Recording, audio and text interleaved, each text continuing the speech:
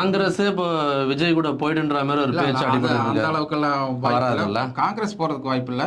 ஏன்னா ஸ்ட்ரென்த்து, ஏன்னா ராகுல் வந்து அவங்க முதல்வர் ஸ்டாலினும் ராகுல் இன்னைக்கும் வந்து ஒரு பாண்டிங் பயங்கரமான அதில் பிரேக்கப் ஆகிறதுக்கு வாய்ப்பே இல்லை. ஏன்னா எதிர்கால செயல்கால திட்டங்கள் எல்லாம் நிறைய இருக்குது. வர்ற செப்டம்பருக்கு மேலே வந்து கார்கே சொன்ன மாதிரி மத்திய அரசில் வந்து கவிழ்றதுக்கு நிறைய வாய்ப்பு இருக்குது அப்படிங்கிற ஒரு அஜெண்டாவெல்லாம் போயிட்டு இருக்கு. திருமாவளவன் வந்து ஸ்டடி ஆயிட்டாரா? ஸ்டெடி ஆகிட்டான்னு சொல்ல முடியாது. அவர் கொடுக்க 5 சீட்டுங்கிறது நீங்களே சொன்னீங்களா, 15 சீட்டுனா உங்களுக்கு எப்படி இருக்கு?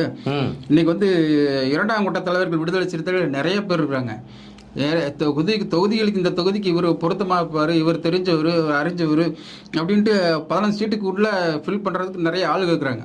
அதனால இன்னொன்று, அவங்கள சேர்த்து வைக்கிறதுக்கு ஃபினான்ஷியலி பேக்ரவுண்டு நிறையா பேர், அரசியல்வாதிகள் மட்டுமின்றி, அதாவது ஒரு பெரிய பேக்ரவுண்ட் இருக்கு, கார்பரேட் வேலை செய்தா சொல்லுது. இன்டர்நேஷனல் லெவலில் வந்து கிறிஸ்டியன்ஸ் இன்ஸ்டிடியூஷன் எல்லாமே வந்து அவருக்கு நிறைய